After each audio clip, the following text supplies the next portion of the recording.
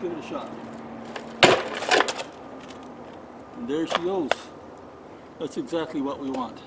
This is the point where you get a expensive drill press and you set your angle at exactly 43 degrees so that you can precisely go from one hole through to the other.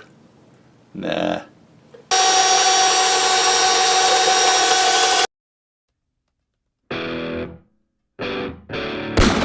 That's the language.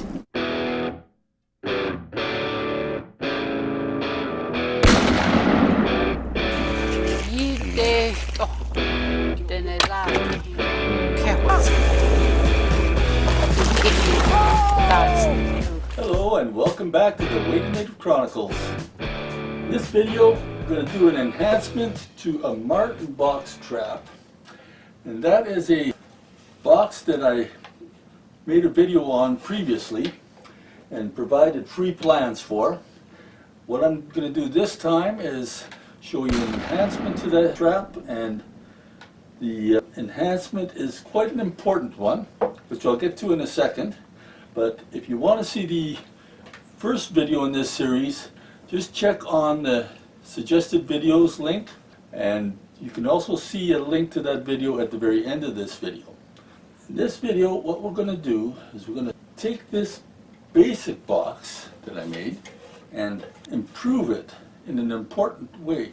The way that I want to improve this box is to make it more functional when you have your trap sitting vertically on the side of a tree or on an angle on a log. Because what you want to do, ideally, is have this trap held in place when it's hanging on a tree. But not just having it held in place, because that's easy enough to do. You can just wire the trap onto the box or something like that. But when the trap goes off, what you'd really like to have happen is for the animal, once it's trapped inside there, that it falls out of the box. So you want the jaws to come free. And then you have your tie wire attached to a limb away from the tree so that the animal and the trap fall out and they just swing out and they dangle in midair away from the tree and off the ground.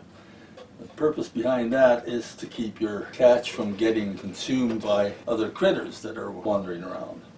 In order to do that, you have to do it in a particular way, and I've actually worked on this a little bit because it's not as obvious as it seems at first.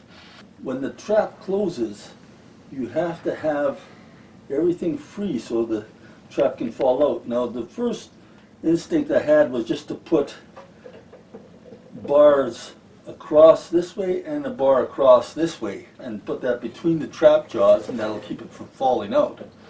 But the problem with that approach is that when the trap closes, that trigger inside there, that folds all the way up to the top, and then it catches on a crossbar that comes through here. And the trap won't fall out and the animal won't fall out.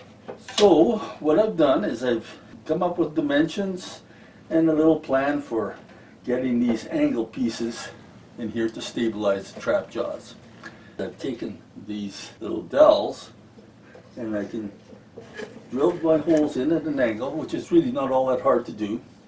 And I've given you the dimensions from each side of the box, where to place them so that you get your clearance from that trigger there.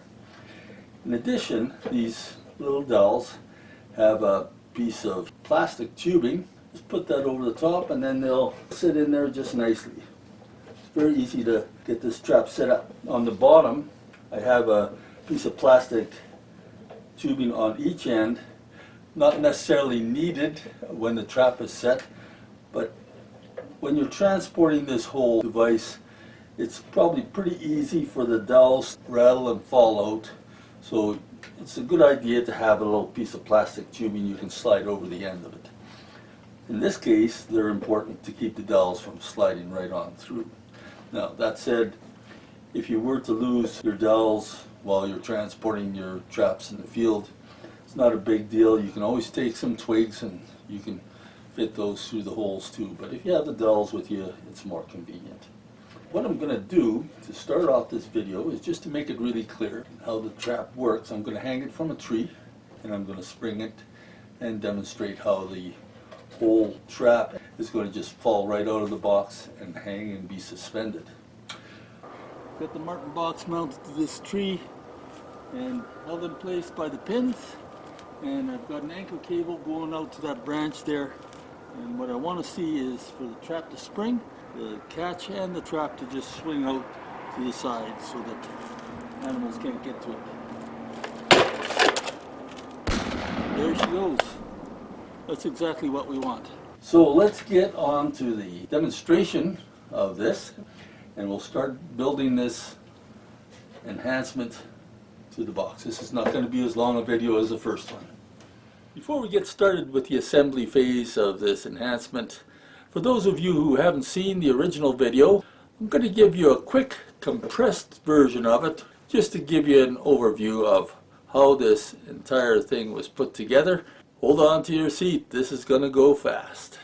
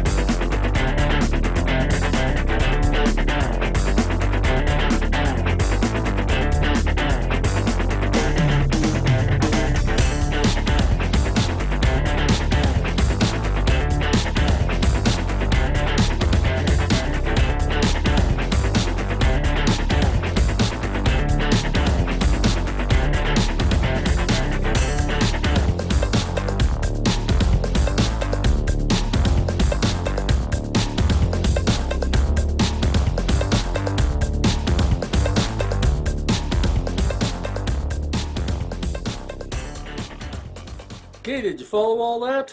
It's a little fast, so if you want to look at the original video that's shown at the end of this video on the trailer, just click that and take a look if you're interested. But for now, we're going to get right into the building of the jaw stabilization enhancement and show you how that's done. Okay, let's begin with drilling the horizontal hole. That's going to be the one on the bottom here, coming across. For that, referring to the plans, I'll take a measurement of 1 inch from the inside edge of this board here. Okay, and we'll take our T-square. Now, it's important to make sure you put this horizontal bar on the side that the slot is for hanging it on a nail on a tree. And I'll take a square here, run that line up, and we want it to go 2 3/4 inches in. So I'm going to take this, put that there. So that's my one mark. And we'll do the same thing on the other side, making sure to measure off the slot side. Let's see here, 1 inch there. There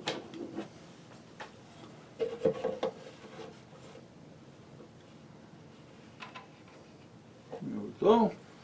And get our 2 3/4 inches marked off here. There.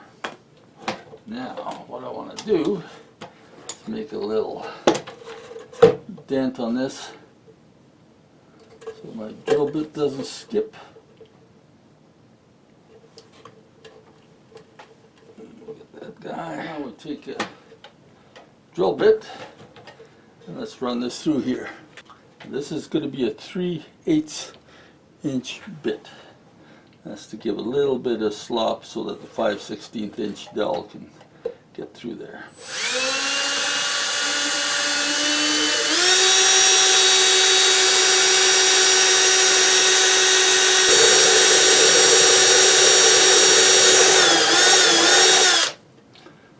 There we go, that's one. Now, looking on the inside, See, I took my time cutting this hole. That way I didn't splinter too much coming out the other side. So it takes a little longer, but much better to take your time. And then we'll get this side as well. Okay, for our next bit of business, we're gonna get our angle holes drilled through here. And to do that, I want to take a 1/2 inch above the slot. You notice I'm not doing it from one of the edges. I want it to be in relation to this slot, just in case you got that a little bit, tiny bit off. Just measure in reference to the top edge of the slot. And coming in, you want it to be 3/4 of an inch, 2 3/4. So we'll get that there. Do the same on the other side.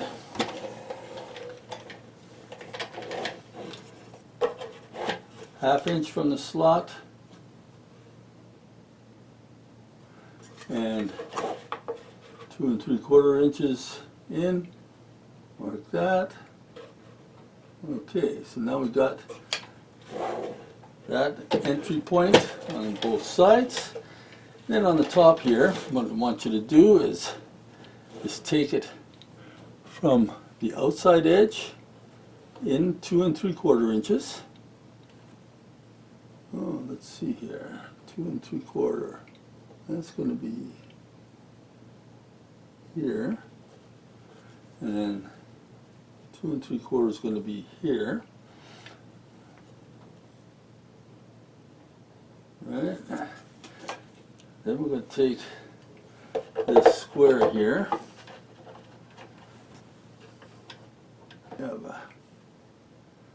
Going straight back from there. And this one too. There. Then let's take that in 2 3/4 again. From the proper mark. 2 3/4. 2 3/4. Okay, so now we've got these points in there. It's a good idea to measure twice and cut or drill once, eh? So what I'm going to do is I'm going to get myself a start. Holes.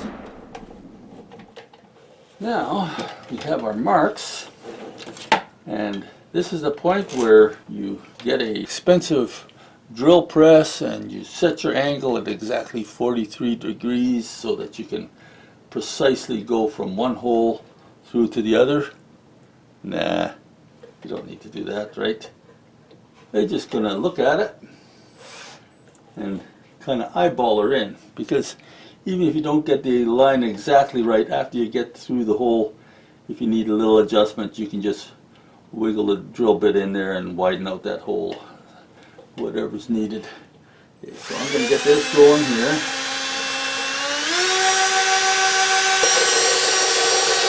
And I'm looking at that other side.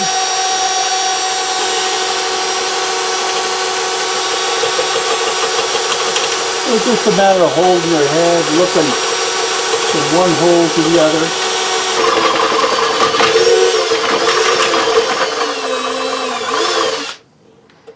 There we go. And we can now do the other side here to meet up with it.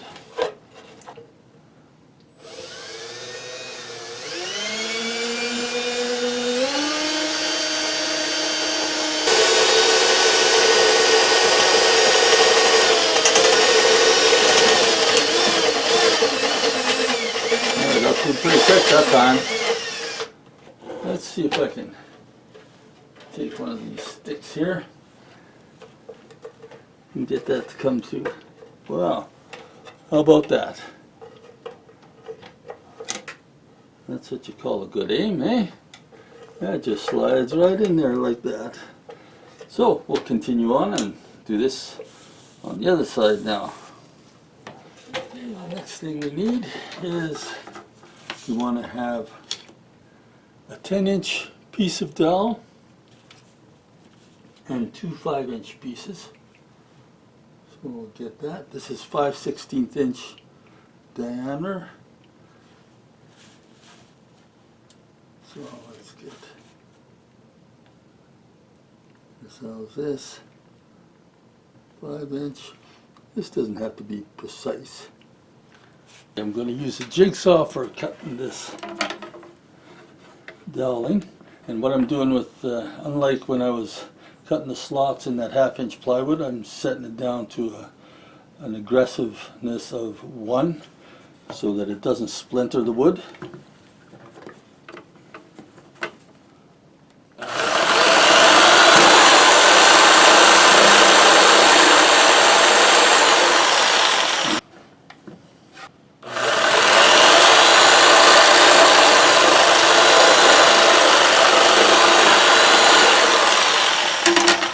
Another one.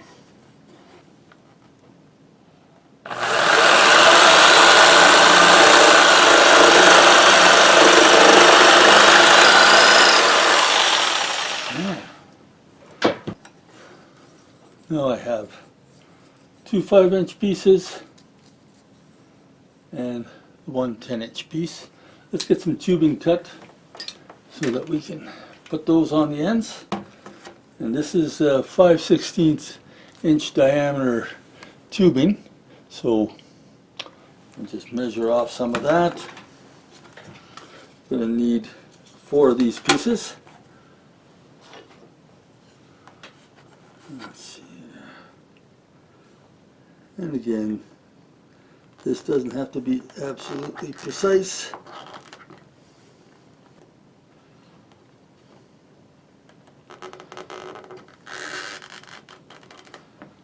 There we go.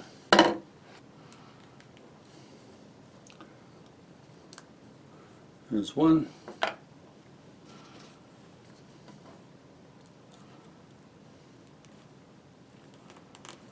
Another one.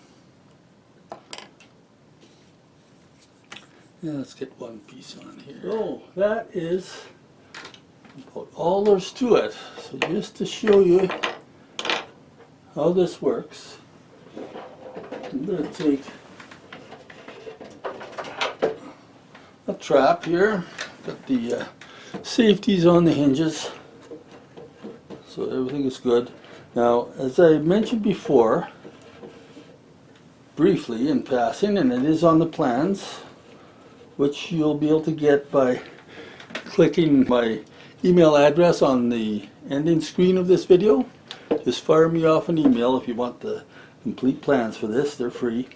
What I show in the plans there too is that this is set up so that the trigger has to be oriented like that with the forks pointing up, because when the trap closes, if there's a horizontal bar in the way there, then the trigger will catch on that horizontal bar and then it'll hang up inside the box. So it is very important that you have your trigger oriented up when you do this.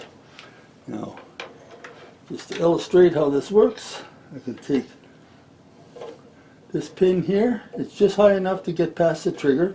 And I should mention that the dimensions are based on a Belial number 120 Super X body grip trap. The dimensions may vary a bit with other brands of traps, so just keep that in mind. This is the Belial 120. Okay, so now I got this one here in there, holding that steady. I can take this one and pop that in. And I can take this guy and pop him in. Now everything is steady, you know, steady as can be. And the jaws of the trap are held on the top at an angle so that these dowels don't interfere with the trigger when the trap closes. That will enable the trap to fall out of the box. Everything is held nice and secure. Well, that about does it for the Marten Box enhancement for jaw stabilization. I hope you got something out of this video. If you did, please click like on it. Let YouTube know that this is the stuff people should see. And Smash the subscribe button too. That all helps in our endeavors here. So until next time, from the Weighted Native Chronicles, God bless, and we'll catch you next time.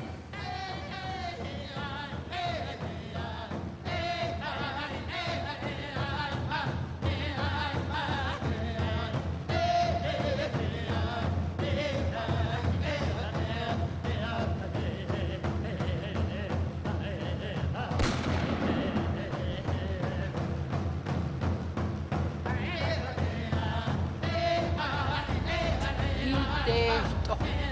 Den är lagd.